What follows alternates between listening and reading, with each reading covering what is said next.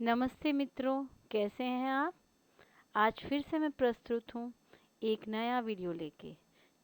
इस वीडियो में मैं प्रेमचंद की कहानी बड़े घर की बेटी के बारे में बताऊंगी।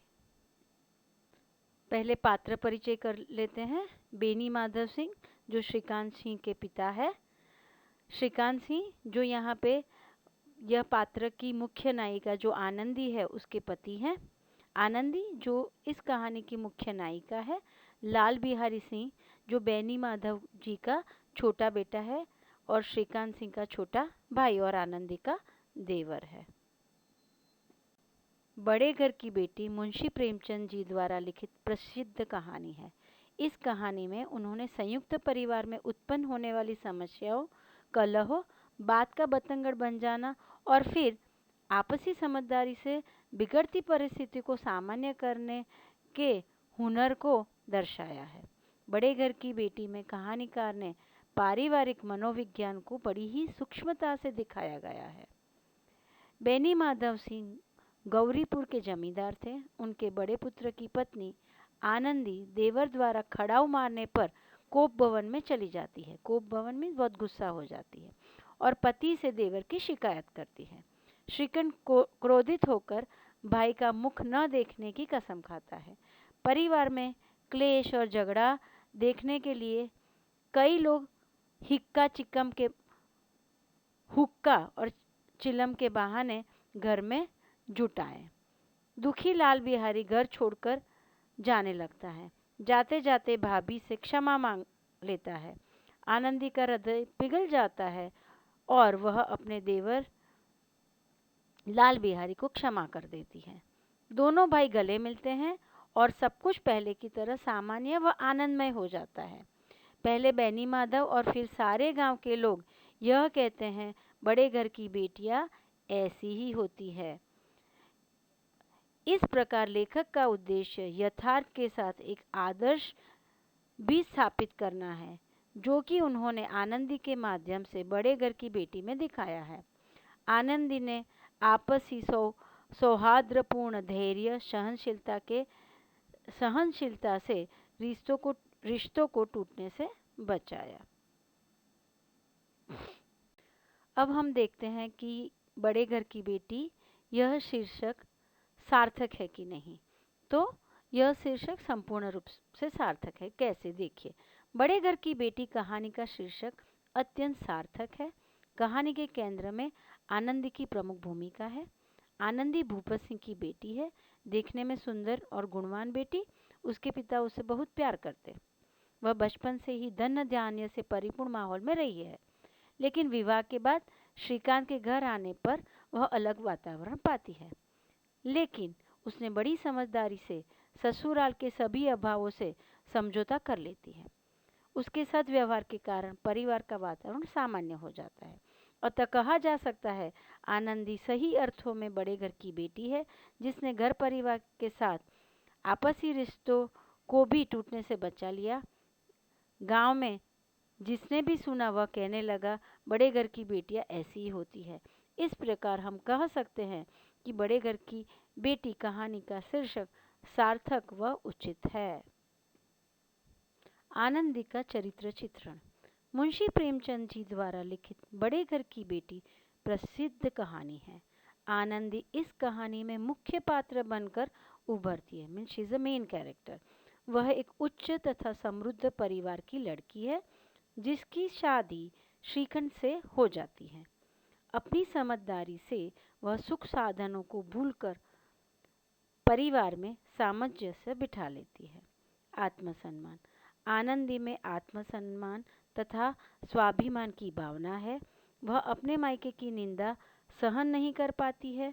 वह अपने देवर को उत्तर देते हुए कहती है कि हाथी मरा तो 9 लाख का, वहाँ इतना घी नित्य नाई कहर खा जाते हैं। एक जिम्मेदार बहू की तरह आनंदी ने के कामकाज को भी संभाल लिया। अपने घर के सभी लोगों का वह बहुत ख्याल रखती है। कलह होने के बाद भी वह अपना घर छोड़कर नहीं जाना चाहती है। उदारता। आनंदी उदार एवं बड़े दिल वाली महिला है। आनंदी ने अपने देवर लाल बिहारी की शिकायत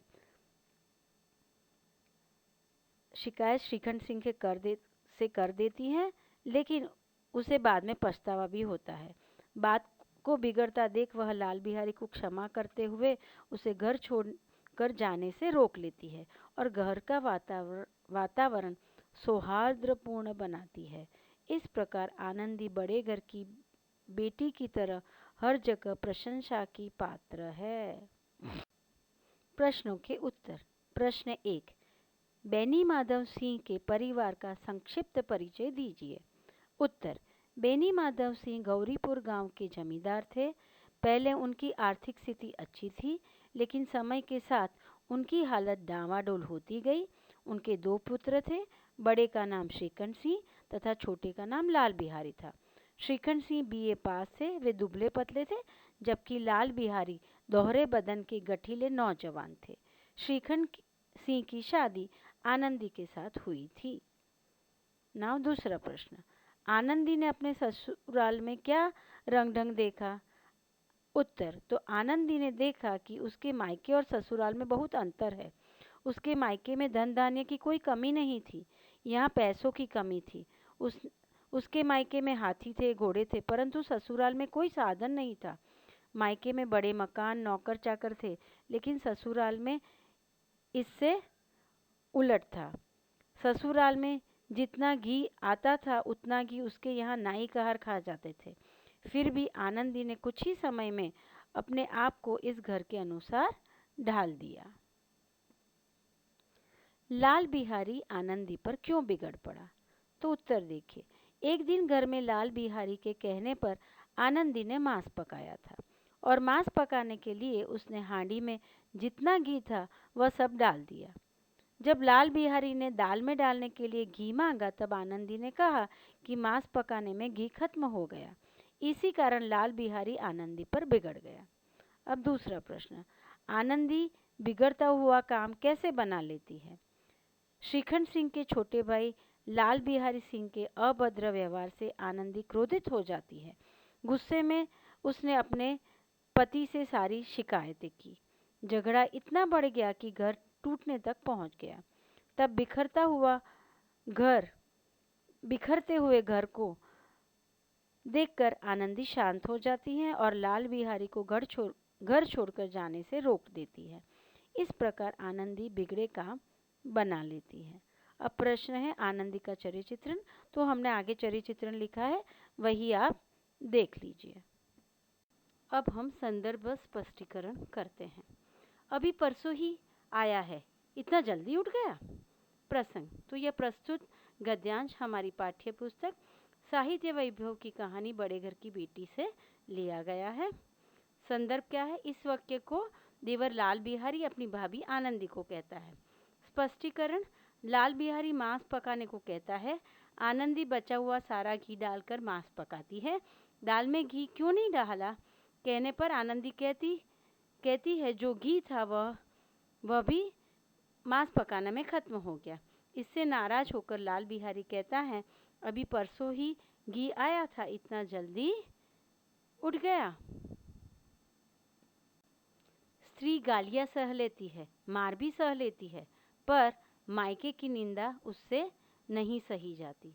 तो प्रसंग कौन सा है? प्रस्तुत कहानी हमारी पाठ्य पुस्तक साहित्य वैभव की कहानी बड़े घर की बेटी से लिया गया है। उसके लेखक श्री मुंशी प्रेमचंद जी हैं। संदर्भ, इस वाक्य में लेखक प्रेमचंद आनंदी के बारे में टिप्पणी करते हुए पाठकों को आनंदी के चरित्र का परिचय करा रहे हैं। अब स्पष्टीकरण, दाल में घी न डालने से तथा घी खत्म हो जाने से लाल बिहारी ने गुस्से में भला बुरा कहा और मायके वालों के बारे में भी खरी खोटी बातें सुनाई। इसी से आनंदी को गुस्सा आ गया, क्योंकि स्त्रियां सब कुछ सुन सकती हैं, मार भी खा सकती हैं, पर मायके की निंदा नहीं सुनना चाहती।